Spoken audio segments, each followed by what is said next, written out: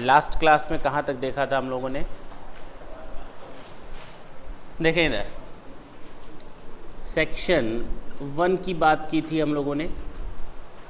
This is income tax act 1961 applicable from 1 April 1962, equally apply through out India including Jammu and Kashmir. Section 2 पर थे हम लोग। Section 2 31 की बात की थी हम लोगों ने। डेफिनीशन पार्ट में सेक्शन 2 सब सेक्शन 31 की बात की थी।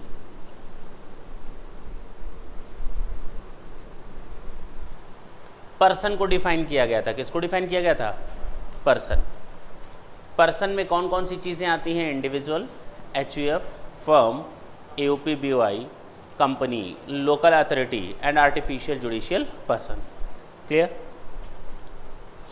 बस ना? क्लियर?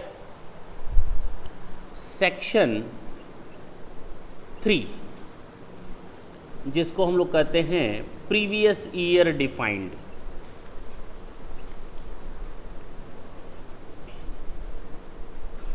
सेक्शन 3 में प्रीवियस ईयर को डिफाइन किया गया है।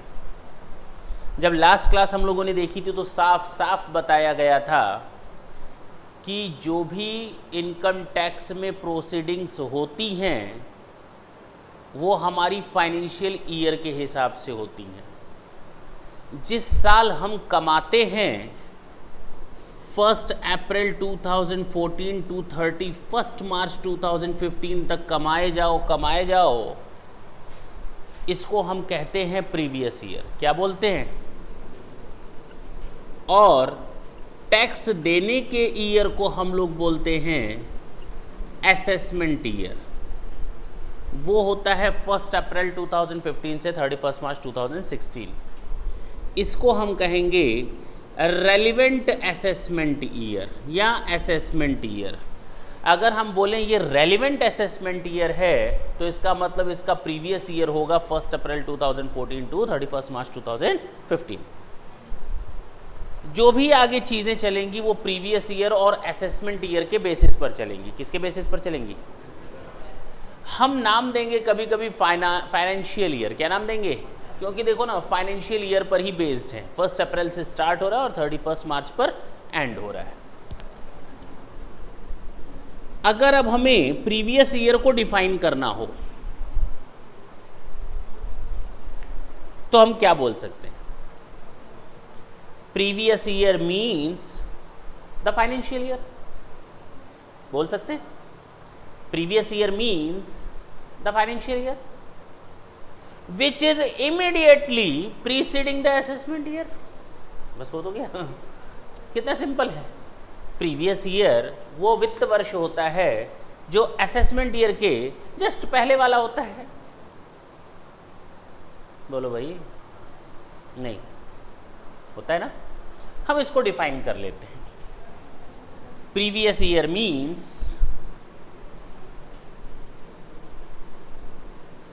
the financial year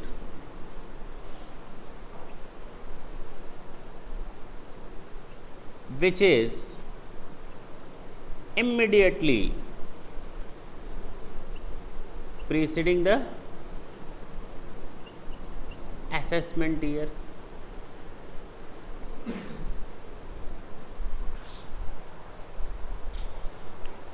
क्या दिक्कत थी? प्रीवियस ईयर वो वर्ष होता है, previous year is that financial year which is immediately preceding the assessment year. आपको जो असाइनमेंट दिया गया उसमें सेक्शन 3 के बारे में कुछ लिखा है। Income earn in a particular year is taxable in the next year. मैंने बताया एक साल कमाओ, अगले साल टैक्स दो। The year in which income is earn is known as previous year and the next year in which the income is taxable is known as assessment year. और मैंने साफ साफ वहाँ डेफिनीशन भी कोट की हुई है। In other words previous year is the financial year which is immediately preceding the assessment year. नहीं है? वन लाइन डेफिनीशन है, हमेशा याद रहनी चाहिए। लेकिन आप पेज नंबर 3 पर जरा देखें तो उसमें टॉप मोस्ट 2 चीज़ें नजर आएंगी प्रीवियस ईयर के मामले में। एक्सेप्शंस छोड़ देते हैं, नीचे नोट लिखा हुआ है। क्या लिखा हुआ है? नोट लिखा है। अगर मेरा नया बिजनेस है, सुन इधर, अगर मेरा बिजनेस पुराना है तब तो ठीक है, 1 अप्रैल से स्टार्ट होगा, 31 मार्च को ख़त्म होगा प्रीवियस ईयर। लेकिन बिजनेस सेटअप किया गया है, क्या किया गया है? बिजनेस फर्स्ट टाइम लॉन्च या इंट्रोड्यूस किया गया है 10 अक्टूबर 2014 को, तो प्रीवियस ईयर क्या होगा? क्या कहोगे प्रीवियस ईयर 14-15? बोलोगे 14-15, लेकिन प्रीवियस ईयर स्टार्ट कहां से होगा? The previous year, the first previous year of the business will start from the 10th of October and ends on 31st of March 2015। और देखो कि part of the year is known as previous year. अब जरा इसको definition में cover करते हैं, जो भी मैंने डेफिनेशन एक लाइन की बताई। Previous year means the financial year. अब मैंने क्या कहा? बोलोगे तो ये कि 14-15, बोलोगे हमेशा क्या? 14-15। बोलने में क्या है? प्रीवियस ईयर 14-15, लेकिन पूरा 14-15 नहीं, पार्ट ऑफ द 14-15। हाँ या ना? तो अब मैं बोलता हूं previous year means the financial year which is immediately preceding the assessment year. अब क्लियर है? ये कभी पार्ट में नहीं हो सकता, ये कभी पार्ट में नहीं हो सकता, इसीलिए इसको बेस लेकर के इसको डिफाइन किया गया है, इसीलिए इसको बेस लेकर के इसको डिफाइन किया गया है। अब क्लियर हुआ कि असेसमेंट ईयर को क्यों यूज किया गया है प्रीवियस ईयर को डिफाइन करने में? क्योंकि ये कभी पार्ट में नहीं होता, ये हमेशा 1 अप्रैल को स्टार्ट होगा और 31 मार्च को एंड होगा, बात खत्म। असेसमेंट ईयर कभी 1 महीना 2 महीने का नहीं हो सकता। प्रीवियस ईयर 1 महीने 2 महीने 2.5 महीने 3 महीने 4 महीने 5 महीने का हो सकता है। इसीलिए with on the basis of the assessment year we have defined our previous year and nowhere it has been written that the part of the previous year, only the financial year which is immediately preceding the assessment year, क्योंकि financial year भी कभी part of the year नहीं बोल सकते। तो इसीलिए previous year 10 अक्टूबर को start होगा, 31 मार्च को खत्म होगा। आपका प्रीवियस ईयर 10 अक्टूबर को स्टार्ट हुआ क्योंकि बिजनेस आपने 10th of अक्टूबर को स्टार्ट किया है, और एंड होगा 31st of March 2015। ये उसी के बारे में नोट है। देखें, previous year for newly established business from the date of setting up of the business to the end of the financial year in which the business was set up। Important line है। हो गया? समझ में आया? नहीं आया? नहीं आया? पक्का क्लियर है? उसके ऊपर कुछ चीजें लिखी हुई हैं। एक्सेप्शंस, उस ब्रैकेट में लिख सकते हो एक्सेप्शन, वर्ड लिखा है ना, previous year and assessment year will be same in the following cases. Bracket में लिख दो exceptions to the previous year, bracket में लिख दो exceptions to the previous year. ये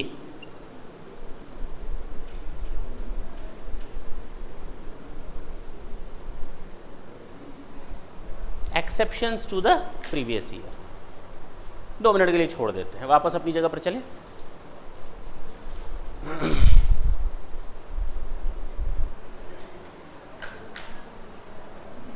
एक साल कमाते हैं, अगले साल टैक्स देते हैं। कब कमाते हैं? प्रीवियस ईयर में। टैक्स कब देते हैं? असेसमेंट ईयर में। लेकिन कुछ कंडीशंस ऐसी बताई गई हैं जहाँ पे प्रीवियस ईयर में ही आप कमाओगे और प्रीवियस ईयर में ही टैक्स दे दोगे। वही प्रीवियस ईयर आपके लिए प्रीवियस ईयर और वही प्रीवियस ईयर आपके लिए असेसमेंट ईयर। हाँ, अगले साल तक का वेट नहीं करेंगे। उसी को कहा गया exceptions to the previous year, या बोल सकते हो previous year and assessment year will be the same in the following cases. वो कौन कौन से केसेस हैं जहां पर सरकार आपके लिए वेट नहीं करेगी? सरकार आपके लिए इंतज़ार नहीं करेगी, इंतज़ार और इंतज़ार कि आएगा बंदा टैक्स देगा, हम वेट कर लें, सामने वाला अब आएगा भी कि नहीं आएगा। यहाँ गाना गाना पड़ेगा, देर लगी आने में तुमको, शुक्र है फिर भी आए तो, ठीक है ना। लेकिन कुछ लोग ऐसे होते हैं जो चले जाएंगे तो फिर वापस नहीं आएंगे। जरा बात करते हैं कौन कौन से केसेस होते हैं। पहला केस इसमें दिया हुआ है सेक्शन 172 का। आप लोगों को सेक्शन से कोई लेना देना नहीं, प्रैक्टिस करते करते आपको समझ में आएगा। सेक्शन 172 का एक्सेप्शन दिया हुआ है, shipping business of non resident, first case यही दिया है, shipping business of non resident, underline साफ साफ कर ले, नॉन रेसिडेंट। तैर करके जाना है, शिपिंग बिजनेस है, नाव चला कर गया है, शिपिंग। होता क्या है, शिप जो होती हैं करोड़ों रुपए की होती हैं, देखते होंगे एक बड़ी सी शिप आ रही है टाइटैनिक टाइप की, हम बिजनेस की बात कर रहे हैं, उसमें आदमी लदे होंगे या फिर सामान लदा होगा, कार्गो, क्लियर। अब वो शिप आई, वो भी हिंदुस्तान की नहीं थी, विदेशी शिप थी, आना जाना तो लगा रहता है, यहाँ का जहाज़ वहाँ जाएगा, वहाँ का जहाज़ यहाँ आएगा। अब कोई विदेशी बंदे का, नॉन रेसिडेंट बंदे का शिप इंडिया में आया, उसने आदमियों को उतारा, उतारो, उतरो उतरो उतरो उतरो, उतार दिया, कमा तो लिया था, कमा तो लिया था। यहाँ जब इंडिया के पोर्ट पर खड़ा था वो जहाज़, उसने सबसे कहा चढ़ जाओ चढ़ जाओ, जहाज़ पे चढ़ जाओ, कमा तो लिया किराया, और उसके बाद चलता बना, और उसके बाद सरकारी निगाहें ऐसे कैमरा लेकर के पोर्ट पर खड़ी हो गई, अब आएगा और टैक्स देगा। भगवान जाने कब आएगा, कब आएगा, कोई नहीं जानता। अब उसका यहाँ तो इंतज़ार करो, यहाँ तो भैया तू पोर्ट छोड़ रहा है ना, टैक्स देते जाओ, जा ही रहे हो तो आज का हिसाब किताब यही निपटा करके जाओ, हम तुम्हारा इंतज़ार नहीं करने वाले, हम तुम्हारा इंतज़ार नहीं करने वाले। तो ऐसे पोर्ट, जो ऐसे शिप्स होते हैं, उनकी लॉग बुक देख करके, उनके फेयर को देख करके उनसे टैक्स वसूल लिया जाता है। लेकिन अब यात्रीगण भर तो गए, सामान तो भर लिया गया शिप में, छोटा मोटा शिप तो है नहीं, अब सरकार के बंदे शिप में घुस गए, कहे हमको तो टैक्स आज ही चाहिए, अब सारा हिसाब किताब दिखाओ। अंदर आदमी इंतज़ार कर रहे हैं, कोई पंखा हिला रहा है कि भैया गाड़ी आगे चले, अब 10 घंटे लेट करोगे जहाज़ को, बोलो कि सर जब सबका हिसाब किताब हो जाएगा तभी होगा, और अगर पकड़ लिया जाएगा कुछ चोरी करते हुए तो उसको जेल में डाल दो, सब लोग हवा हिलाते रहें और वो हवालात में रहे, ऐसा नहीं होने वाला कुछ।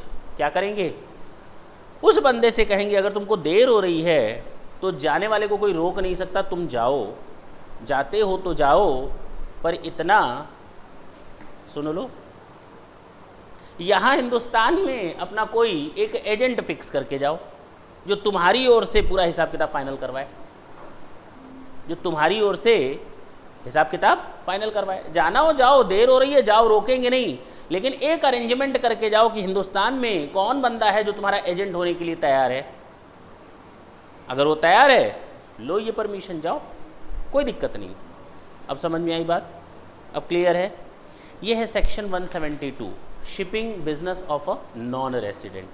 तो जब ये शिपिंग बिजनेस होता है किसी नॉन रेसिडेंट का, तो जैसे ही उसका जहाज पोर्ट छोड़ेगा हिंदुस्तान का, छोड़ने से पहले उसका असेसमेंट तो कर ही लिया जाएगा।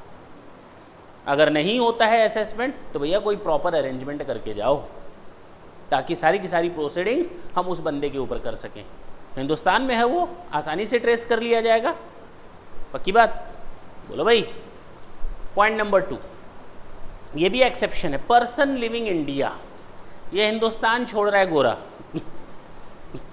ये हिंदुस्तान छोड़ रहा है, और हिंदुस्तान जैसे अंग्रेज भारत छोड़ो था ना, वैसे ये भी हिंदुस्तान छोड़कर जा रहा है। कब वापस आएगा पता नहीं, क्योंकि ये हिंदुस्तान छोड़ रहा है, घूमने के लिए नहीं जा रहा बाहर, वहाँ जॉब करने के लिए जा रहा है, यहाँ अपना बिजनेस स्टार्ट करने के लिए जा रहा है, और इसे खुद नहीं मालूम कि ये वापस कब आएगा। तो बेटा एक काम करो, जाते हो तो जाओ, पर इतना सुन लो, अपना जो अभी तक का जो टैक्स हिसाब किताब है वो फाइनल करके जाओ। अब तुम जा रहे हो 10 अक्टूबर को, कब जा रहे हो, तो पिछले कई सालों का जो हिसाब है वो तो ख़त्म ही कर लो, साथ ही साथ 1 अप्रैल 2014 से 10 अक्टूबर 2014 तक जितना कमाए हो ना बेटा, उसका भी टैक्स देते हुए जाओ। तो previous year would be the assessment year. अब बात समझ में आई। तो जो बंदा हिंदुस्तान छोड़ता है, पर्सन का मतलब इंडिविजुअल नहीं, पर्सन का मतलब individual, HUF, firm, AOP, BOI company, ठीक है ना। थर्ड पॉइंट देखें, AOP or BOI or artificial judicial person framed for a particular event or purposes, अगर कोई AOP या BOI या आर्टिफिशियल जुडिशियल पर्सन का काम था पर्टिकुलर किसी एक इवेंट को करना, पर्टिकुलर किसी एक पर्पस को फुलफिल करना, हम दोनों ने सोचा कि चलो एक इवेंट ऑर्गेनाइज करते हैं, जितने भी हिंदुस्तान के सितारे हैं, कौन से बड़े बड़े फिल्मी क्रिकेटर, सबको एक साथ बुला करके चाय पानी ऑर्गेनाइज करते हैं अपने सिटी में, है कि नहीं? करोड़ों रुपए खर्च होगा, तो मत चले जाना कन्विंस करने को यार हिंदू बड़ा खुश हो गए खुश होने की बात ही है। तो ये चला गया कन्विंस करने, कोई आया नहीं मान लेते हैं सब आ गए। तो एक इवेंट हम लोगों ने केवल ऑर्गेनाइज करने के लिए आपस में एक AOP बना लिया या BOI बना लिया, हो गया इवेंट, काम खत्म, ये अपने घर हम अपने घर, जो कमाया उसका टैक्स कब दोगे बेटा सरकार को तो पता ही नहीं चलेगा, सरकार इंतजार करेगी असेसमेंट ईयर का, असेसमेंट ईयर में पता नहीं हम लोग डिस्क्लोज करें या ना करें। तो कोई अगर पर्टिकुलर पर्पस के लिए आपने AOP, पर्टिकुलर इवेंट के लिए आपने कोई BOI या कोई आर्टिफिशियल जुडिशियल पर्सन है जिसका काम कोई एक इवेंट को ऑर्गेनाइज करना या किसी पर्टिकुलर पर्पस को कंप्लीट करना था, एग्जीक्यूट करना था, तो उसके लिए भी वही प्रीवियस ईयर और वही असेसमेंट ईयर होगा, उसी प्रीवियस ईयर में ही उसका असेसमेंट ईयर मान लिया जाएगा। बोलो भाई, चल सकते हैं आगे? पहला मैंने बताया shipping business of non resident, दूसरा मैंने बताया persons living in India, third मैंने बताया AOP BOI framed for special event or purposes. Person likely to transfer property to avoid tax, इसने अपनी कोई जमीन बेची और इसके ज़मीन बेचने का पर्पज़ ये था कि टैक्स चोरी कर ले। उसने कोई प्रॉपर्टी खरीदी और हमने बेची, मेरे बेचने का पर्पज़ था कोई टैक्स अवॉइड किया जाए या टैक्स चोरी कर लिया जाए। और अगर सरकार को इसकी भनक लग जाएगी तो चोरों के पीछे सरकार भागती तो नहीं रहेगी, तुरंत पकड़कर उनको हवालात में डालो, मीन्स तुरंत पकड़कर उनसे टैक्स वसूल लो। नहीं समझे मेरी बात? तो इस केस में चोर कौन था? अच्छा हम थे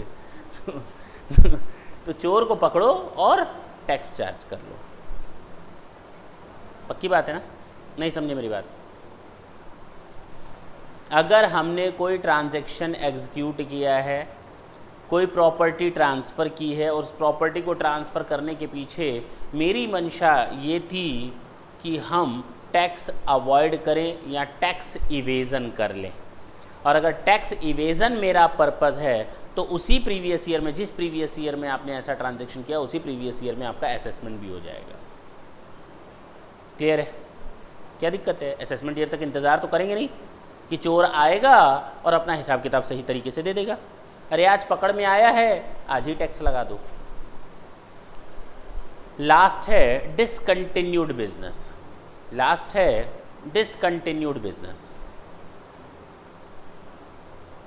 हमारा बिजनेस चल रहा है 1 जुलाई 2007 से, और आज 25 नवंबर 2014 को मेरा बिजनेस क्या हो रहा है? क्लोज।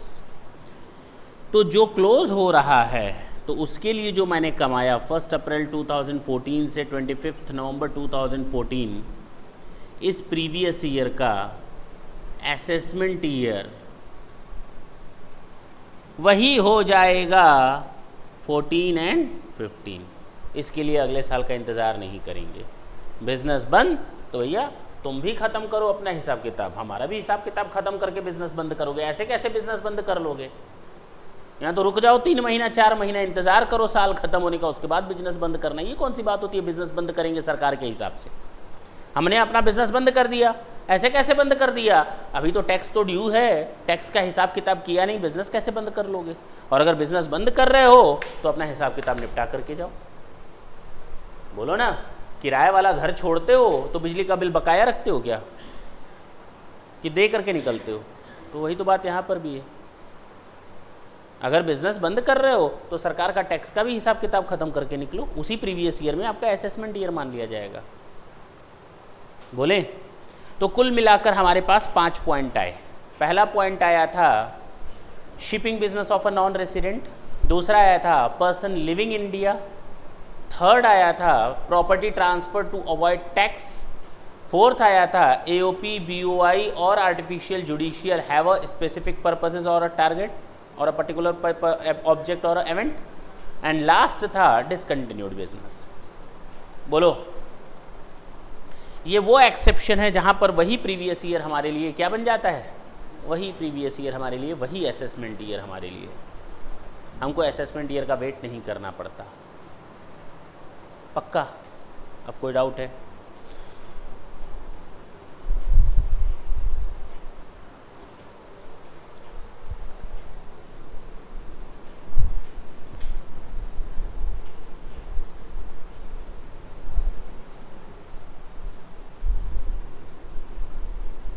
तो सेक्शन 1 बताया गया था, this is income tax act 1961 applicable from 1 April 1962, equally applicable through out India including Jammu and Kashmir. Section number 231 में डेफिनेशन दी गई थी, पर्सन की person includes individual, HUF, firm, AOP, BOI, company, local authority, artificial judicial person, that's it. Section 3 define किया गया था previous year means the financial year which is immediately preceding the assessment year, और इसके 5 exceptions बताए गए, shipping business of a non resident, person living India, AOP, BOI और artificial judicial person having a specific purpose, target और particular event, और property transfer to avoid tax, and the last one वाला discontinued business. Clear है? इन 5 cases में हमारा previous year assessment year ही माना जाता है, उसी प्रीवियस ईयर को हम उसी असेसमेंट ईयर को ही मानते हैं। और लास्ट मैंने एक नोट बताया था कि प्रीवियस ईयर हमारा 1 साल से कम का हो सकता है, बताया था, अगर नया बिजनेस स्टार्ट किया है तो। अब आते हैं हम लोग सेक्शन 4 की बात करते हैं।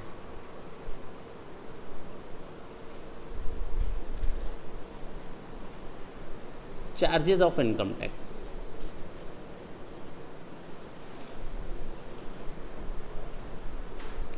देखो, इनकम टैक्स कभी कुछ कर नहीं सकता अपने मन से, कुछ भी करने के लिए उसको परमिशन मिली हुई होनी चाहिए सेक्शंस की। बोलो भाई, एवन इनकम टैक्स का नाम भी इनकम टैक्स से पूछ कर रखा गया था सेक्शन 1 में। बोल, तेरा नाम इनकम टैक्स रखा जाए? उसने कहा हाँ, सेक्शन 1 के पार्ट 1 में क्या बोला था सेक्शन 1 में, this is income tax act 1961। नाम भी पूछ करके रखा गया, तुम्हारा नाम मम्मी पापा ने पूछ कर नहीं रखा था, लेकिन यहाँ इनकम टैक्स वालों का नाम, इनकम टैक्स सब्जेक्ट का नाम इनकम टैक्स से पूछ कर रखा गया। इसका मतलब वो कोई भी काम अपने मन से ही नहीं कर सकता, उसको ऑर्डर्स मिलते हैं सेक्शंस से। कहाँ से? उसी तरह आगे जो कुछ भी पढ़ेंगे, आज के बाद जितनी भी चीज़ें पढ़ेंगे वो सब इस सेक्शन की देन है। अगर ये नहीं होता तो शायद ये एक्ट भी नहीं होता। इसने बोला, क्या बोला? इसने बोला कि 5 हेड्स ऑफ इनकम जोड़ लो।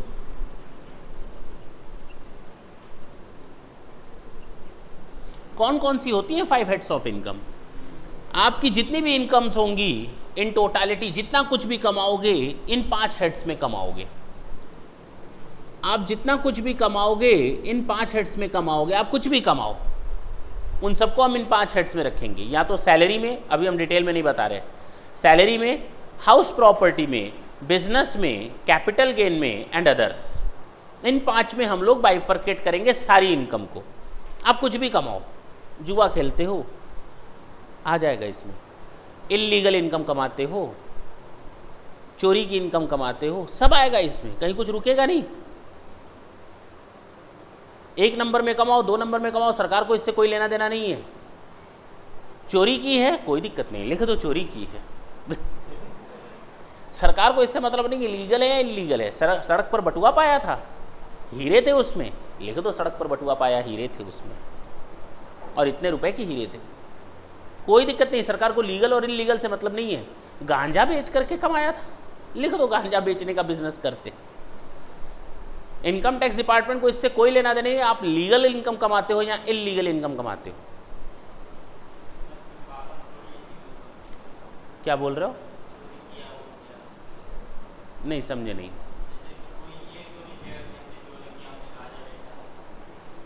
तुमने बेचा? क्या बोल रहा है कि हमने गांजा बेचा? अच्छा, ये क्यों लिखेगा कि मैंने गांजा बेचा? हमने लगा कि तुम कह रहे हो कि हमने गांजा बेचा। क्यों नहीं लिखोगे, क्या दिक्कत है तुमको? कह रहा है पकड़ लिए जाएंगे, बस हम यही मुंह से निकालना चाहते थे कि तुम लोग में से कोई बोले कि अगर हम लोग ऐसा लिखेंगे तो पुलिस तो हमारे घर तक आ जाएगी। दाऊद इब्राहिम कहेगा सुपारी दी थी कमाया। तो ठीक है, लिखो। इनकम टैक्स डिपार्टमेंट अलग डिपार्टमेंट है, पुलिस डिपार्टमेंट अलग डिपार्टमेंट है, दोनों का एक दूसरे से कोई लेना देना नहीं है। नहीं, बहुत बड़े क्रिमिनल हो गए तो पहुंच जाएगा। एक बात बताओ, सड़क के बाएं तरफ चलो, कभी दाएं नहीं चले हो? कसम खाकर बताना, तब बताओ। कभी बताए हो पुलिस को जाकर कल हम दाएं चले थे? पकड़ा नहीं तुमने। यहाँ भी वही है, रूल तो बनते हैं आपको रूल बताने के लिए। रूल बनते हैं आपको बताने के लिए। क्या बनते हैं? कि ये रूल्स हैं बेटा। अब लिखोगे, सरकार ने कह दिया लिख दो गांजा हम बेच करके कमाए, तो तुम लिख दिए शराफत में, तो बेटा पकड़ तो लिए ही जाओगे। वो तो दूसरी बात है कि डिपार्टमेंट का कोई लेना देना नहीं, लेकिन जब लेना देना हो जाएगा तो अंदर ही जाओगे। चलो फिलहाल उस पर नहीं आते, रूल्स तो बनेंगे ना। नहीं समझे? बिना हेलमेट लगा करके जाओ, पुलिस के पास हेलमेट नहीं लगाए, लगाओ पेनल्टी, तो लगा ही देगा। तो कहने का मतलब ये है, यहाँ पे लीगल इनकम और इलीगल इनकम से सरकार को कोई लेना देना नहीं। आपको टैक्स सारी इनकम पर देना है, चोरी की इनकम हो, किसी भी तरह की इनकम हो, आपको टैक्स सारी इनकम पर देना है। क्लियर हुआ? अब चलो, तो ये 5 हेड्स ऑफ इनकम है, salary, house property, PGBP, capital gain and other sources. फिलहाल बाद में बात करेंगे। जितनी भी इनकम है 5 हेड्स ऑफ इनकम, इसमें ये मैंने कमाया, मैंने सैलरी कमाई, जोड़ लिया, हाउस प्रॉपर्टी से कमाया, ऐड कर लिया, बिजनेस से कमाया, ऐड कर लिया, कैपिटल गेन से कमाया, ऐड कर लिया, अदर सोर्सेज से कमाया, ऐड कर लिया। सारी इनकम को ऐड करो प्लस कुछ और इनकम ऐड करो। अरे सर, इसके बाद भी कौन सी इनकम बचती है? इसके बाद भी कोई इनकम बचती है क्या ऐड करने के लिए? हाँ, वो होती है क्लबिंग। मेरे छोटे छोटे बच्चे, 3 साल 4 साल 5 साल के बच्चे, अब वो कमा रहे हैं, तो सरकार को टैक्स वो देंगे? नहीं, सरकार को टैक्स देंगे। कॉन्ट्रैक्ट एक्ट कहता है माइनर के साथ किए गए सारे के सारे एग्रीमेंट वॉइड होते हैं। कॉन्ट्रैक्ट क्या होते हैं? वॉइड होते हैं। अब सरकार उनके साथ कॉन्ट्रैक्ट करेगी, उसके बाद वॉइड हो जाएगा। दांत दिखाओ, फिर वो माइनर दांत दिखाएगा सरकार को। तो सरकार ने कहा माइनर जो कुछ भी कमाएगा वो क्लब हो जाएगी इनकम उनके गार्जियंस में। तो मेरी इनकम तो मेरे में आई, प्लस कुछ और इनकम होती हैं, मेरे वाइफ की कुछ इनकम, मेरे बच्चों की कुछ इनकम, किसी को मैंने अनड्यू ट्रांसफ़र किया था तो उसकी इनकम मेरे पास आएगी, ऐड हो जाएगी। उसको हम कहते हैं क्लबिंग। क्या कहते हैं? Clubbing of income. इसके बारे में भी पूरा एक चैप्टर देखेंगे।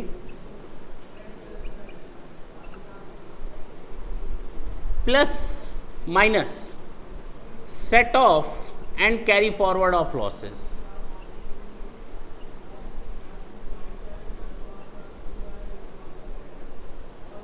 ये हमारी कहलाती है set of carry forward of losses. का मतलब क्या है? जितने लॉसेस हुए आप चाहें तो अगले साल सेट कर सकते हैं। अगर इस साल आपको लॉस हुआ है 40,000 सोन, इस साल आपको लॉस कितना हुआ, और अगले साल इनकम हो गई कितनी? 1 लाख, तो टैक्स कितने पर देंगे आप? 60,000 पे। जो पिछले साल का लॉस है वो इस साल के प्रॉफिट से आप एडजस्ट कर लेंगे। इसको हम कहते हैं set of and carry forward. तो टोटल इनकम में पिछले साल का कोई लॉस हो तो एडजस्ट कर लो। ये आ गया gross total income.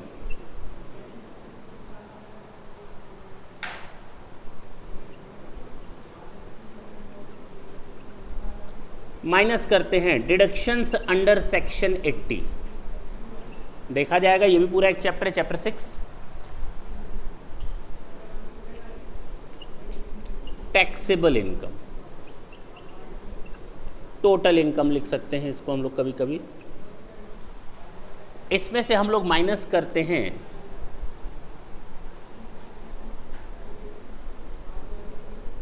Tax, calculate कर लो, माइनस कर लो rebate and relief under section 88 and 89। अब तो 87A भी आ गया, टैक्स पेबल आ जाएगा। डिटेल में अगर बात करोगे, थोड़ी और डिटेल में जाना चाहते हो तो प्लस कर लो इंटरेस्ट, प्लस कर लो पेनाल्टी, माइनस कर दो रिबेट एंड रिलीफ, आ जाएगा टैक्स पेबल। अभी हम उतने डिटेल में नहीं जा रहे, केवल तुम लोग को एक ओवरव्यू दे रहे हैं। ये पूरा हम लोग का इनकम टैक्स है, ये पूरा हम लोग का क्या है, और ऐसे ही पढ़ना भी है। पहले 5 हेड्स ऑफ इनकम पढ़ोगे, इधर देखो, सैलरी, उसके बाद हाउस प्रॉपर्टी, उसके बाद बिजनेस, उसके बाद कैपिटल गेन, उसके बाद अदर सोर्सेज। इन 5 को पढ़ने के बाद फिर तुम लोग पढ़ोगे क्लबिंग। क्लबिंग पढ़ने के बाद पढ़ोगे एक chapter set of and carry forward. चाहो तो अपनी स्टडी मटेरियल और बुक से मिला सकते हो, कोई दिक्कत नहीं, सारे लाइन से चैप्टर्स आएंगे। उसके बाद पढ़ोगे सेक्शन 80, उसके बाद पढ़ोगे calculation of gross total income, पढ़ लिया ये सब। उसके बाद टैक्स कैलकुलेट करना सीखोगे, इंटरेस्ट कैलकुलेट करना सीखोगे, पेनाल्टी कैलकुलेट करना सीखोगे, और रिबेट एंड रिलीफ कैलकुलेट करना सीखोगे, टैक्स पेबल निकालना सीखोगे। उसके बाद असेसमेंट की कहानी स्टार्ट। फिलहाल ऐसे पढ़ना है। और देखो, इसने अपने मन से नहीं बनाया ये चैप्टर, ये नहीं कि आगे से पढ़ना ही है, ये सेक्शन 4 ने बनवाया। किसने बनवाया? सेक्शन 4 ने। जरा देखते हैं charging section, section 4। Every person whose total income of the previous year exceeds the maximum income not chargeable to tax is an SSE and chargeable to tax at the rates prescribed in the Finance Act for the relevant assessment year। चले, और यहाँ पर total income का calculation दिया हुआ है last page पर। Income from salary, house property, business profession, capital gain and other sources, total of 5 heads, clubbing provisions, deemed income and set of and carry forward of losses दिया है। जो आएगा gross total income, deductions chapter 6A, और उसके बाद आ जाएगा net या total income. That's it. Clear है? ये सब किसके कारण है? सेक्शन 4 के कारण। और सेक्शन 4 को अगर एक बार और पढ़ते हैं तो एक नई चीज़ सामने निकल करके आएगी। Every person whose total income of the previous year, underline कर लो पर्सन। पर्सन का मतलब individual, HUF, firm, AOP, BOI, local authority, artificial judicial person and company. Clear है? Every person whose total income of the previous year exceeds the maximum amount not chargeable to tax. ये क्या मतलब है sir, maximum amount not chargeable to tax? जरा इसके बारे में भी बता दीजिए। ये हटा सकते हैं? एक वर्ड यूज किया गया है चार्जिंग सेक्शन में, if any person has the income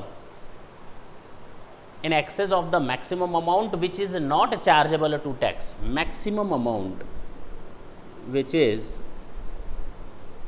not chargeable to tax। अभी मैं टैक्स रेट तो पढ़ा नहीं रहा, लेकिन तुम लोग को मालूम है कहाँ तक की एग्जेम्प्ट होती है इनकम? 2 लाख की 2.5 लाख? 2.5 लाख। 2.5 लाख तक की इनकम माफ है इंडिविजुअल के केस में। 2.5 लाख तक की इनकम माफ है इंडिविजुअल के केस में। और अगर 2.5 लाख की इनकम माफ है इंडिविजुअल के केस में, तो इसी 2.5 लाख को कहते हैं maximum income not chargeable to tax. HUF के केस में कितनी माफ है? 2.5 lakh. Maximum amount which is not chargeable to tax. Firm के केस में कितनी माफ है? 0। 1 रुपया भी फर्म कमाएगी तो चार्जेबल टू टैक्स हो जाता है। तो maximum amount not chargeable to tax कितना है फर्म के केस में? 0। कंपनी के केस में कितना है? 0। अब क्लियर हुआ?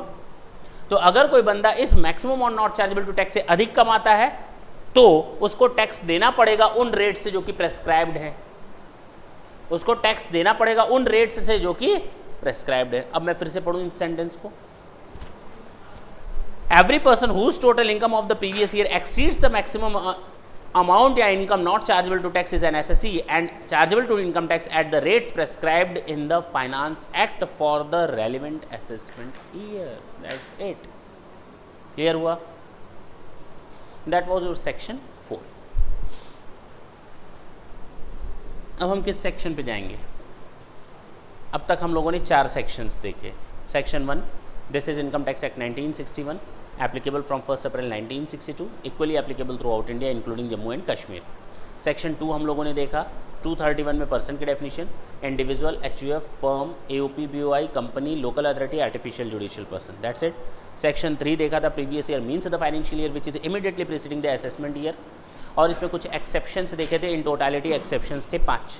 पहला एक्सेप्शन हम लोगों ने देखा, shipping business of a non resident person living India, property transfer to avoid tax, AOP, BOI और लोकल आर्टिफिशियल जुडिशियल पर्सन को इस तरह से फ्रेम किया गया पर्टिकुलर टारगेट, पर्पस या ऑब्जेक्ट या इवेंट के लिए। और लास्ट बताया गया था डिसकंटिन्यूड बिजनेस। और एक नोट लिखवा दिया था उसी के नीचे मैंने कि अगर हमारा प्रीवियस ईयर 1 साल से कम का हो सकता है अगर नया बिजनेस स्टार्ट हुआ हो तो। सेक्शन 4 हमने बताया, चार्जिंग सेक्शन। चार्जिंग सेक्शन मैंने बताया कि अगर ये सेक्शन ना होता तो पूरा टैक्स ना होता। इतना अच्छा सेक्शन है, इतना इंपॉर्टेंट सेक्शन है, इसने पूरे टैक्स को डिफाइन कर लिया कि 5 हेड्स ऑफ इनकम है, प्लस क्लबिंग है, minus set of carry forward है, ग्रॉस टोटल इनकम आ जाएगा। डिडक्शन ले लोगे चैप्टर 6A में, सेक्शन 80 में, जो बचेगा वो आपका टैक्सेबल इनकम हो जाएगा। टैक्स कैलकुलेट कर लो, इंटरेस्ट पेनाल्टी जोड़ लो, माइनस कर दो, क्या रिबेट एंड रिलीफ आ जाएगा आपका, क्या टैक्स पेबल। ये किसने बोला? सेक्शन 4 ने। और वर्ड साफ साफ लिखा सेक्शन 4 ने, every person whose total income is in excess of the maximum amount which is not chargeable to tax are required to pay the amount of tax at the rates applicable as per Finance Act। Clear? ये किसने बोला? Section 4 ने। अब हम लोग आएंगे किस section पे? सेक्शन 5।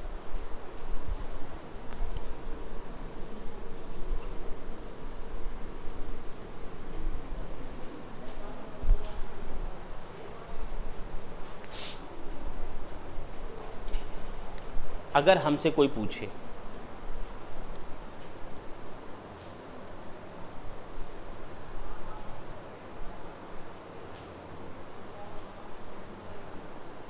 कि अफ्रीकन है, इसकी इनकम हिंदुस्तान में टैक्सेबल होगी या नहीं, बोलो। ऐसा कैसे नाम हिला दिया सर? अफ्रीका ने तो टैक्स नहीं देगा हिंदुस्तान में। क्यों नहीं देगा? अब मैं बोलूं,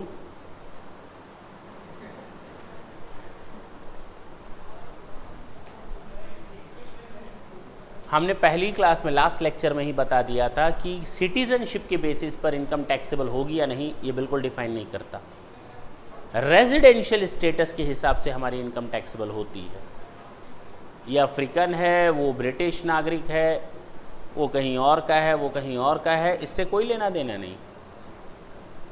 कोई भी इनकम इंडिया में टैक्सेबल होगी अगर ये क्या बना, भारत कहाँ बना, इतना थोड़ी है, आधा हमें आता है आधा नहीं आता। अब ऊपर का हिसाब नहीं बना सकते, बड़ा आसान था बना लिया। देखो इधर,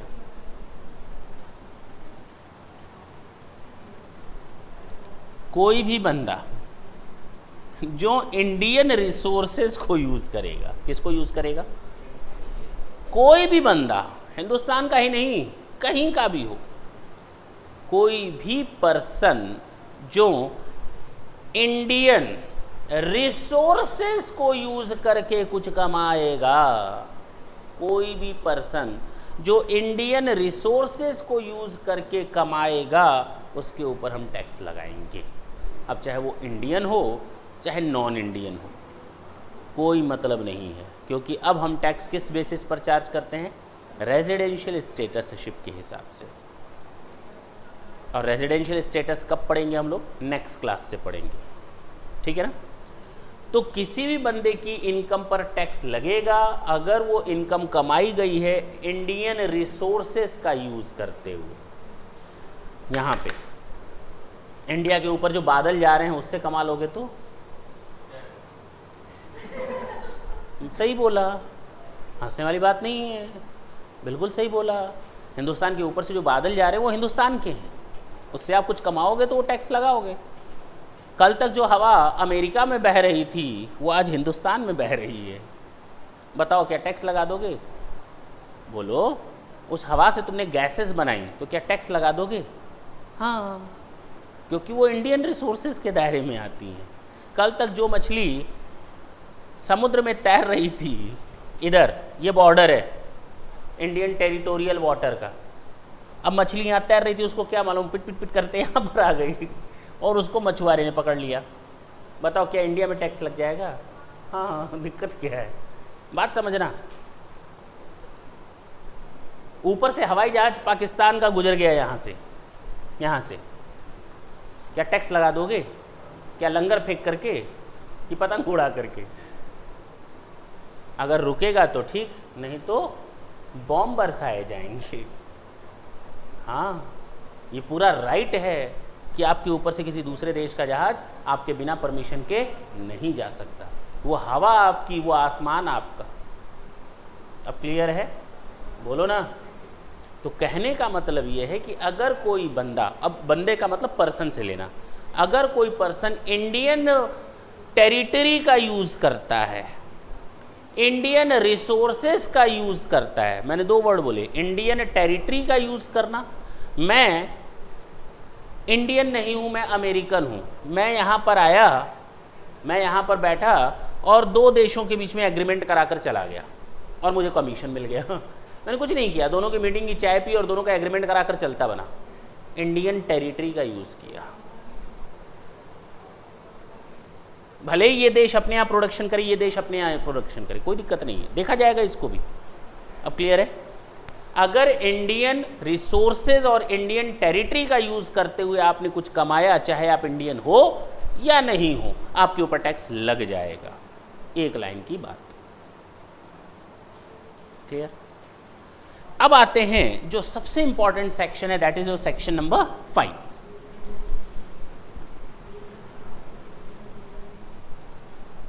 इस सेक्शन को छोड़ दिया जाता है, नॉर्मली लोग इसको पढ़ाने से छोड़ देते हैं, क्या फ़ायदा, कोई ज़रूरत ही नहीं है। लेकिन अगर आपके पास कल कोई क्लाइंट आए और कहता है हम तो अफ्रीकन हैं, बताओ मेरी इनकम पर टैक्स लगेगा या नहीं, अब उसके बाद तुम भी दांत दिखा दोगे और उसके बाद तुम बोलोगे अच्छा बताओ कौन सी इनकम है, वो चैप्टर खोलोगे। अच्छा सैलरी से कमाया, सैलरी हेड में पढ़ोगे, कोई ज़रूरत नहीं है, सैलरी हेड पलटने की ज़रूरत नहीं है, क्या देख लो, सेक्शन 5। कोई इंडियन है, आया, मैंने अमेरिका में ये कमाया बिजनेस करके, बताओ इंडिया में टैक्सेबल है या नहीं,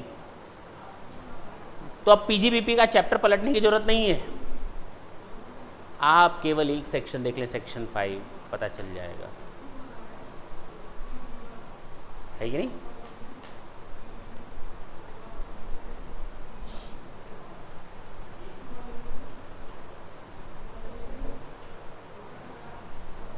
तो सेक्शन 5 देखा जाए क्या है। इसकी हेडिंग है scope of total income, the most important section, scope of total income.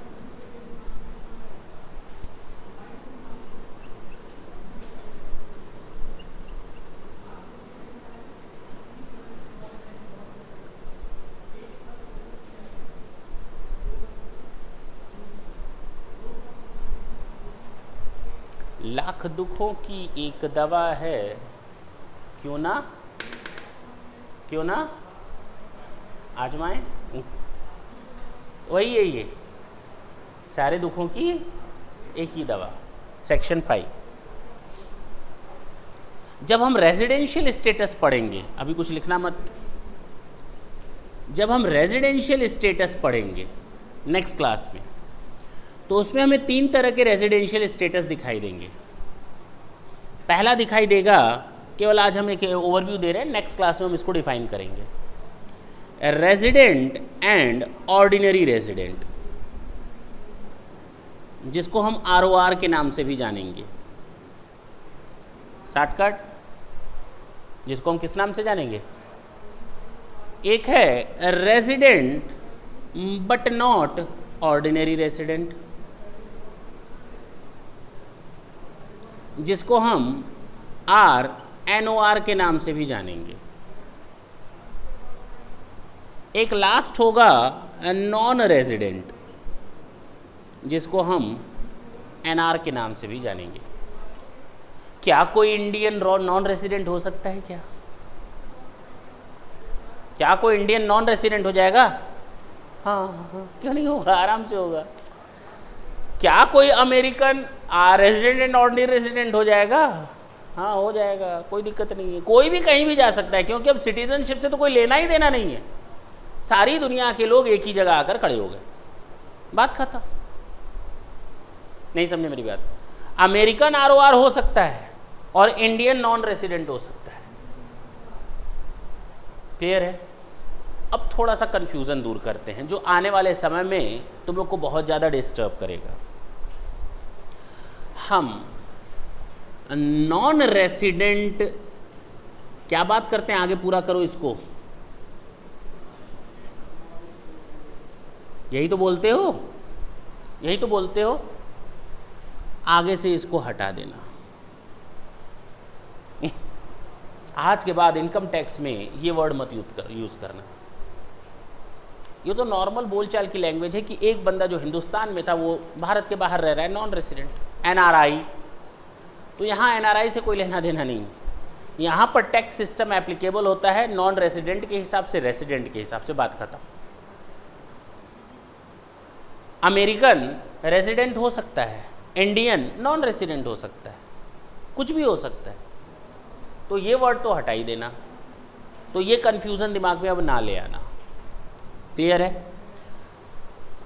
यानी कि अब पूरे का पूरे पर्सन को जब हम डिफाइन करेंगे नेक्स्ट क्लास में, तो या तो वो रेजिडेंट एंड ऑर्डिनरी रेजिडेंट होंगे, या तो रेजिडेंट नॉट ऑर्डिनरी रेजिडेंट होंगे, या तो नॉन रेजिडेंट होंगे। और इन तीनों पर टैक्स रेट्स अलग अलग होते हैं, टैक्स सिस्टम अलग अलग होता है। जरा देखते हैं कैसे।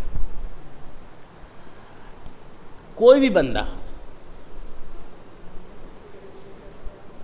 या तो वो आरओआर होगा पक्का, या तो वही इनकम जो इनकम ये कमा रहा था वही इनकम कोई आरएनओआर कमाएगा, हो सकता है, या तो वही इनकम कोई एनआर कमाएगा। बोलते क्यों नहीं? तो उनके ऊपर टैक्स कैसे लगेगा? क्या उसी इनकम पर इसके ऊपर भी टैक्स लगेगा, इसके ऊपर भी टैक्स लगेगा, इसके ऊपर भी टैक्स लगेगा? देखा जाएगा। हो सकता है किसी में हाँ और किसी में ना हो। पक्की बात है ना?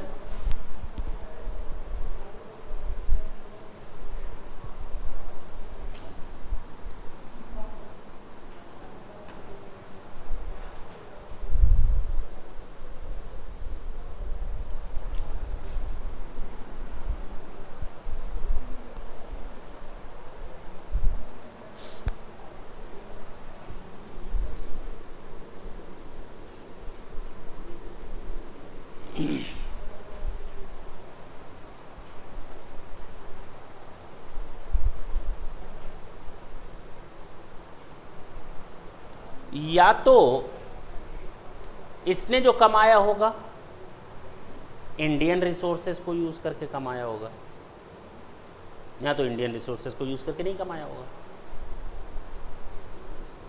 हम यहाँ रहते हैं, मैं यहाँ रहता हूँ साल भर, मेरी अमेरिका से इनकम आती है,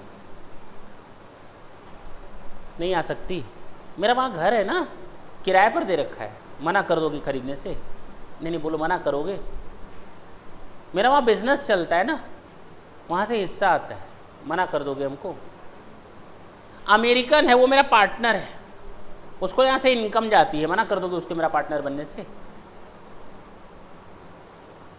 हमें इससे मतलब नहीं दूसरे देशों में क्या टैक्स सिस्टम है, हमें इससे मतलब है आज की डेट में जो तुम लोग पढ़ रहे हो कि हमारे देश में टैक्स सिस्टम क्या है। ठीक है ना?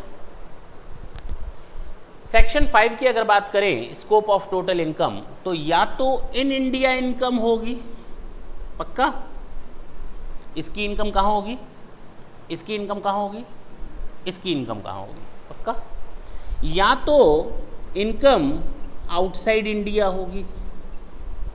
बोलते क्यों नहीं?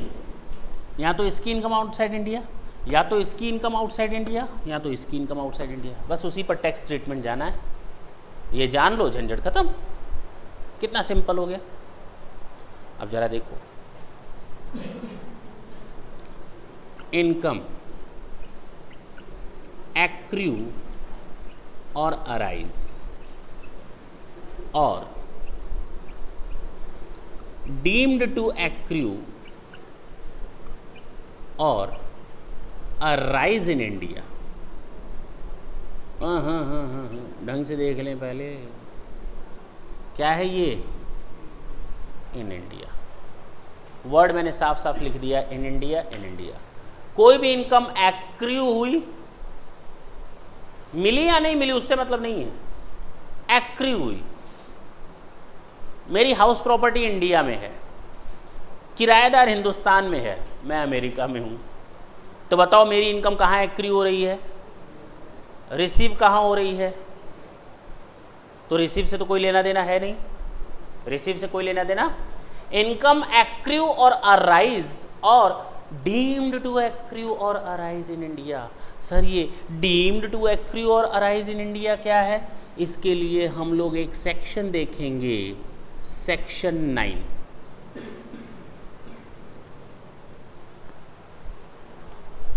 आराम से देखा जाएगा, टेंशन लेने की जरूरत नहीं है। क्लियर हुआ? Income accrue or arise or deem to accrue or arise कहाँ पे? In India. और अगर कोई इनकम इन इंडिया कमाए हो तो बेटा इंडियन रिसोर्सेज का यूज़ करके अगर आप कुछ कमाते हो तो ये नहीं देखा जाएगा कि आप कौन हो। तो टैक्स किस पर लगेगा? इस पर, इस पर और इस पर। So simple. तीनों में यस, यस और यस, बस। क्लियर हुआ? चलो दूसरे पॉइंट की बात करते हैं। इनकम रिसीव्ड और deemed to be received in India. Okay, देख लो इधर, नोट करना इंपॉर्टेंट नहीं है। फिर क्या आ गया? In India. क्या किए हो? केवल इनकम रिसीट ही तो किए हैं।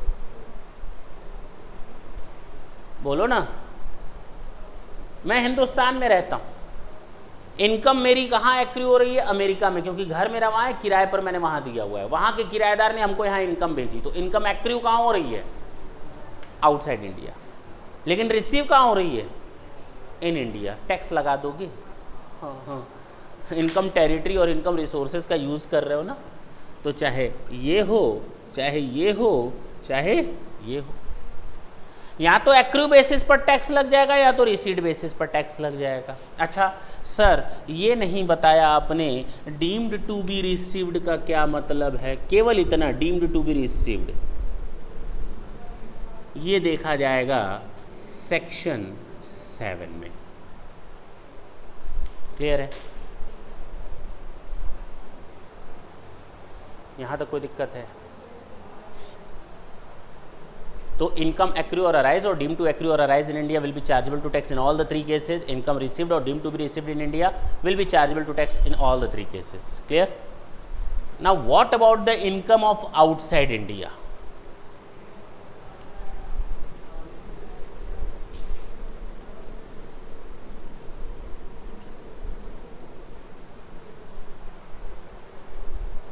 आउटसाइड इंडिया की इनकम के बारे में हम क्या करें?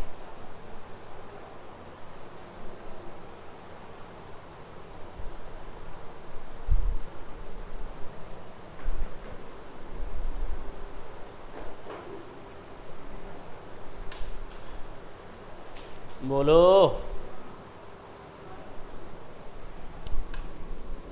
Income accrue or arise outside India. Okay, आ गया ना? ऊंट पहाड़ के नीचे। सुनो ना, सुनो ना, सुनो ना, सुन लो ना, इधर देखो। इनकम एक्रू और अराइज कहाँ पे? रिसीव्ड वर्ड यूज नहीं है, रिसीव्ड वर्ड यूज नहीं है, केवल income accrue or arise. Deemed to accrue or arise outside India नहीं है, केवल accrue or arise. Clear?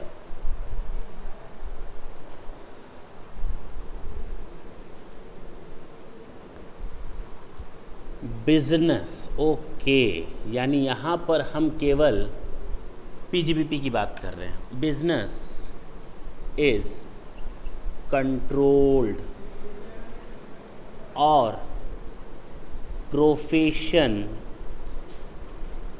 Is set up in India.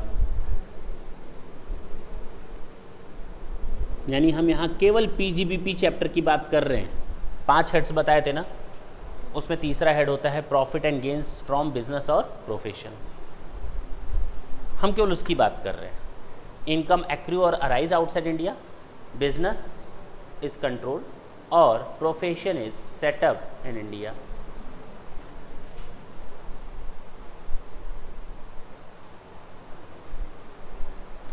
केवल फर्स्ट 2 केसेस में टैक्सेबिलिटी अराइज होगी, लास्ट केस में टैक्सेबल नहीं होगा।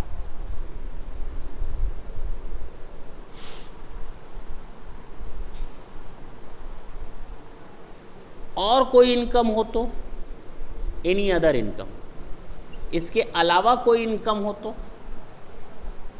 यानी सैलरी हो, हाउस प्रॉपर्टी हो, कैपिटल गेन हो, अदर सोर्सेज हो, लेकिन क्या ना हो, गलत बात, पीजीबीपी भी हो लेकिन वो पीजीबीपी हो जो बिजनेस कंट्रोल्ड ना होता हो इंडिया से।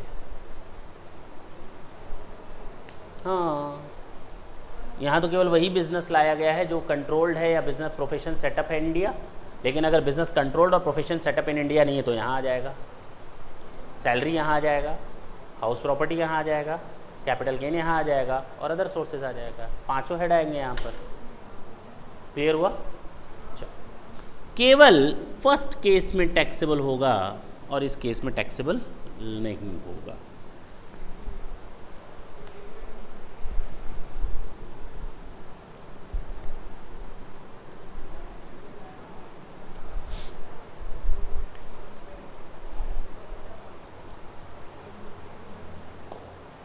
समझ में आया?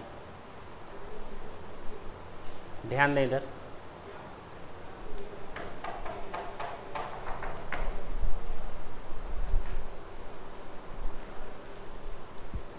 Section 5 scope of total income in India, outside India. In India में income accrue or arise or deem to accrue or arise in India will be chargeable to tax in all the cases. Income received or deem to be received in India will be chargeable to tax in all the 3 cases. Outside India, income accrue or arise outside India but business is controlled or profession is set up in India will be chargeable to tax in the first 2 cases and any other income will be taxable only in the first case. That's it. अच्छा, अब एक बात थोड़ा summarise करते हैं, सुनो ना। ROR जो हिंदुस्तान का ही है, समझ लो एक तरह से, जो हिंदुस्तान में ही रहता है नॉर्मली कहाँ रहता है, उसके पूरे वर्ल्ड वाइड इनकम टैक्सेबल है। कोई भी इनकम ना नहीं है, सब में केवल हाँ ही हाँ है। वर्ल्ड वाइड इनकम टैक्सेबल है, देखने को मिल रहा होगा, कहीं भी ना है। और जो नॉन रेसिडेंट है उसकी केवल वही इनकम इंडिया में टैक्सेबल है जिसका वो इंडियन रिसोर्सेज यूज़ करता है या इंडियन टेरिटरी यूज़ करता है। बात खत्म, काम खत्म हो गया, समराइज हो गया ना काफ़ी चीज़, कि नॉन रेजिडेंट की केवल इंडिया रिलेटेड चीज़ें ही टैक्सेबल हैं और रेजिडेंट की, ऑर्डिनरी रेजिडेंट की वर्ल्ड वाइड इनकम टैक्सेबल है। अगर मैं यहाँ का रेजिडेंट हूँ तो हम कहीं भी कमाएं, अमेरिका में कमाएं, पाकिस्तान में कमाएं, बांग्लादेश में कमाएं, भूटान में कमाएं, म्यांमार में कमाएं, चाइना में कमाएं, कहीं भी कमाएं, 100% of the income would be chargeable to tax in India. Clear हुआ? पक्की बात है, नोट कर लो इसको। नोट हो गया है?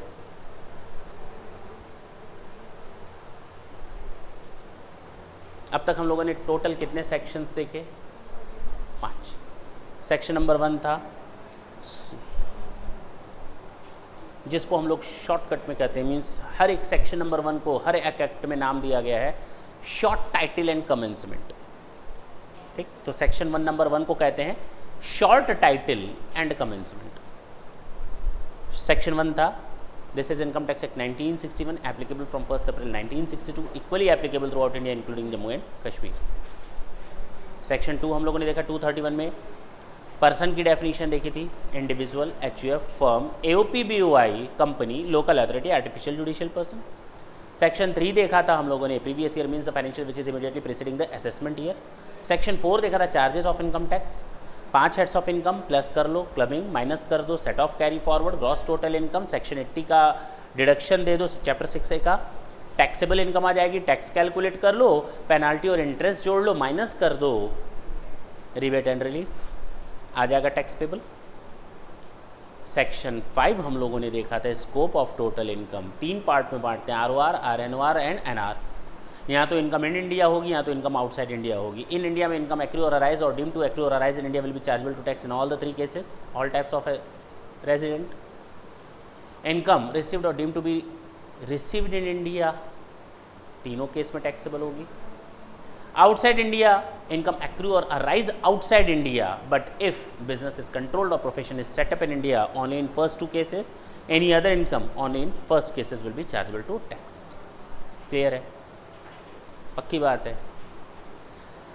यहाँ तक देख लें और हमको बताएं, कोई डाउट रह गया है क्या आपके दिमाग में?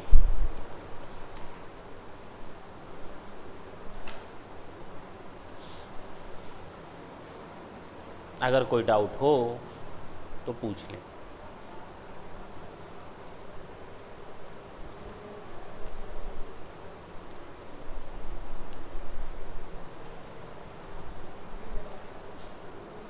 नहीं है,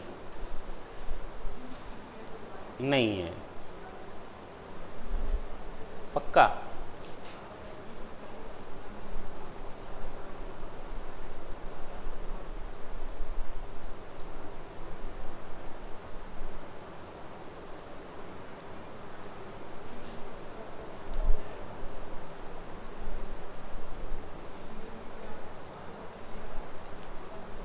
थैंक यू बच्चों।